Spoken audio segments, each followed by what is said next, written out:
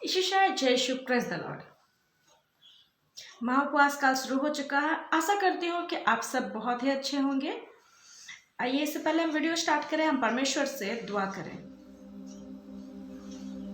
धन्यवाद देते हैं मेरे महान राजा इस सुंदर समय के लिए प्रभु, जब हम एक बार फिर से आपकी ओर आते हैं। मेरे राजा, आप हमें अपना बना लीजिए। परमेश्वर पिता, अगुवाई कीजिए कि हम आपके साथ आपके नियंत्रण में रहने पाएंगे।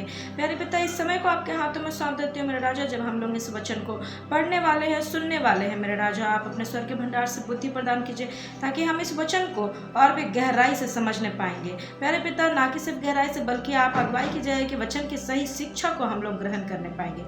हर एक बातों को मेरे राजा आपके हाथों में सौंप देते हैं। हमारे एक को अपने लहू के बड़े में बांध के रखिएगा परमेश्वर पिता। अगुवाई कीजिएगा प्रभु जी। जितने भी प्रकार की दुष्ट शक्ति है परमेश्वर पिता, यीशु के नाम से हर एक प्रकार के शैतानिक बंधन टूटने पाए, शैतानिक चालों में रोक लगाई और होने दीजिए परमेश्वर पिता। जो शैतान ताक लगाए फिरता है कि हमें कब फाड़ खाए, प्रभु यीशु अगुवाई कीजिएगा कि वो शैतान को वो मौका ना मिले। परमेश्वर पिता, आगे का पूरा सेशन को आपके हाथों में सौंप देती हूँ। सारा आदर सारा महिमा आपको देती हूँ। प्रार्थना आपके बेटे हमारे उद्धार करता प्रभु यीशु मसीह के मीठे नाम से मांगती हूँ, सुनिए और स्वर्ग के राज में ग्रहण कीजिए, आमीन। उपवास तो कई प्रकार के होते हैं। आइए हम आज जानेंगे कि बाइबल हमें उपवास के विषय में क्या कहती है। मेरा सबसे पहला जो सवाल है वो ये है कि परमेश्वर किस प्रकार के उपवास को ग्रहण नहीं करते हैं। इसका जवाब हम बाइबल से ही देखेंगे। आइए हम निकालें यशायाह की पुस्तक 58 अध्याय पद संख्या 1 से 3 तक। उसमें ऐसा लिखा है, गला खोल कर पुकार कर कुछ न रख छोड़, नरसिंगों का सा ऊंचा शब्द कर, मेरी प्रजा को उसका अपराध अर्थात याकूब के घराने को उसका पाप जता दे। वे प्रतिदिन मेरे पास आते और मेरी गति जानने की इच्छा ऐसी रखते हैं मानो वे धर्मी लोग हैं जिन्होंने अपने परमेश्वर के नियमों को नहीं टाला। वे मुझसे धर्म के नियम पूछते और परमेश्वर के निकट आने से प्रसन्न होते हैं। वे कहते हैं, क्या कारण है कि हमने तो उपवास रखा परंतु तूने इसकी शुद्धि नहीं ली, हमने दुख उठाया परंतु तूने कुछ ध्यान नहीं दिया। सुनो, उपवास के दिन तुम अपनी ही इच्छा पूरी करते हो और अपने सेवकों से कठिन कामों को कराते हो। यहाँ पर हम साफ साफ देखने पाते हैं कि ऊपर में उन्होंने कितनी सारी बातों को की, पापों को किया और उस पाप से अपने आप को छुड़ाने के लिए बहुत सारे कामों को किया, लेकिन वो उपवास तो करते थे लेकिन अपने ही सेवकों से वो अच्छे से व्यवहार नहीं करते थे और उन्हें कठिन काम भी करवाते थे।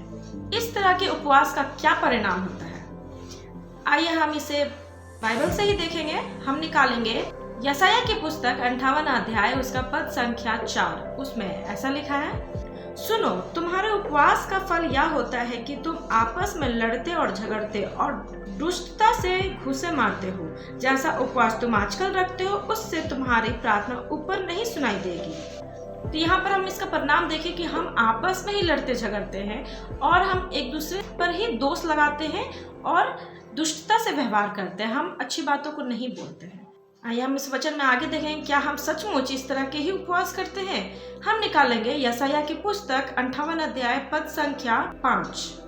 उसमें ऐसा लिखा है, जिस उपवास से मैं प्रसन्न होता हूँ अर्थात जिसमें मनुष्य स्वयं को दीन करे, क्या तुम इस प्रकार करते हो?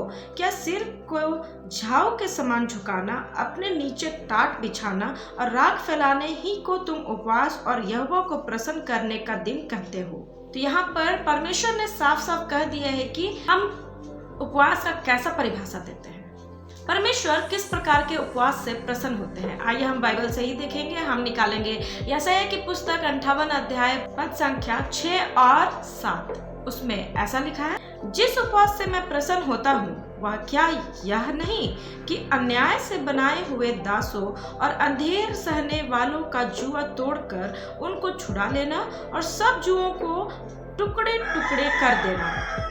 क्या वह यह नहीं है कि अपनी रोटी भूखों को बांट देना, अनाथ और मारे मारे फिरते हुओं को अपने घर ले आना, किसी को नंगा देखकर वस्त्र पहनाना और अपने जाति भाइयों से अपने को ना छिपाना। यहाँ पर परमेश्वर ने इतना सुंदर उपवास का परिभाषा दिया है। क्या हम सचमुच अपने मन को दीन करते हैं? क्या हम सचमुच अपने आप को दास के नाई ठहराते हैं? क्या हम सचमुच जो हमें सताते हैं हम उनकी सह लेते हैं? आज सचमुच इन सवालों का जवाब जानने का आज हमें बहुत ही ज़्यादा ज़रूरत है। हमें सचमुच ज़रूरत है कि हम अपने अंदर झांक के देखें कि क्या सिर्फ भूखे रहना ही हमारे लिए उपवास है या फिर इन सारे कामों को भी करना हमारे लिए उपवास है। इन सारे कामों को करने के बाद परमेश्वर हमें क्या परिणाम देते हैं, आइए हम वचन के द्वारा देखेंगे। हम निकालेंगे यशायाह की पुस्तक 58 अध्याय उसका 8 पद से लेकर के 12 पद तक। उसमें ऐसा लिखा है, तब तेरा प्रकाश पौ फटने के समान चमकेगा और तू शीघ्र चंगा हो जाएगा। तेरा धर्म तेरे आगे आगे चलेगा, यहोवा का तेज तेरे पीछे रक्षा करता चलेगा। तब तू पुकारेगा और यहोवा उत्तर देगा, तू दुहाई देगा और वह कहेगा मैं यही हूँ। यदि तू अंधेर करना और उंगली उठाना और दुष्ट बातें बोलना छोड़ दे, उदारता से भूखे की सहायता करे और दीन दुखियों को संतुष्ट करे, तब अंधियारे में तेरा प्रकाश चमकेगा और तेरा घोर अंधकार दोपहर का सा उजियाला हो जाएगा। यहोवा तुझे लगातार लिए चलेगा और अकाल के समय तुझे तृप्त और तेरी हड्डियों को हरी भरी करेगा। और तू सींची हुई बारी और ऐसे सोते के समान होगा जिसका जल कभी नहीं सूखता। तेरे वंश के लोग बहुत काल के उजड़े हुए स्थानों को फिर बसाएंगे। तू पीढ़ी पीढ़ी की पड़ी हुई नींव पर घर उठाएगा। तेरा नाम टूटे हुए बाड़े का सुधारक और पथों का ठीक करने वाला पड़ेगा। तो यहाँ पर परमेश्वर ने बहुत सारे आशीषों को हमारे लिए ठहराया। यदि हम परमेश्वर की इच्छा के अनुसार अपना जीवन व्यतीत करेंगे तो यहोवा परमेश्वर हमें भी चंगा करेंगे, हमें भी ज्योति के नाई चमकाएंगे और हमें भी परमेश्वर इतनी सारे कामों को जो परमेश्वर ने हमारे लिए रख छोड़ा, सारे कामों को, सारे आशीषों को हमें देंगे। परमेश्वर इस वचन में बहुत आयत साथ दे। आमीन। आइए हम प्रार्थना करें। धन्यवाद है तो मेरे महान राजा सुंदर समय के लिए परमेश्वर पिता। सचमुच मेरे राजा, आपने इस वचन के द्वारा आज हमसे बातचीत की कि हमें किस प्रकार का उपवास करना चाहिए और किस प्रकार का उपवास नहीं करना चाहिए, किन बातों से हमें बचे रहना चाहिए और किन बातों को हमें ग्रहण करना चाहिए। सचमुच मेरे राजा, आपने आज सिखाया परमेश्वर पिता कि किस प्रकार का उपवास करें कि हम आपको प्रसन्न कर पाएंगे। धन्यवाद मेरे राजा कि आपने सब कुछ इस वचन में लिख छोड़ा है परमेश्वर पिता हमारे लिए कि हम पढ़े और परमेश्वर पिता आपकी इच्छाओं को जानने पाए और अपने जीवन में इन सारी बातों को अप्लाई करने पाएंगे। धन्यवाद देते हो मेरे राजा सभी चीजों के लिए परमेश्वर पिता। आप अगुवाई की जगह किन वचनों को हम अपने जीवन में अप्लाई करने पाएंगे। हर एक बातों को मेरे राजा आपके हाथों में सौंप देती हूँ। आने वाले समय को आपके हाथों में सौंप देती हूँ। सारा आदर सारा महिमा आपको देती हूँ। प्रार्थना आपके बेटे हमारे उद्धारकर्ता प्रभु यीशु मसीह के मीठे नाम से मांगती हूँ, सुनिए और स्वर्ग के राज में ग्रहण कीजिए। आमीन। Praise the Lord.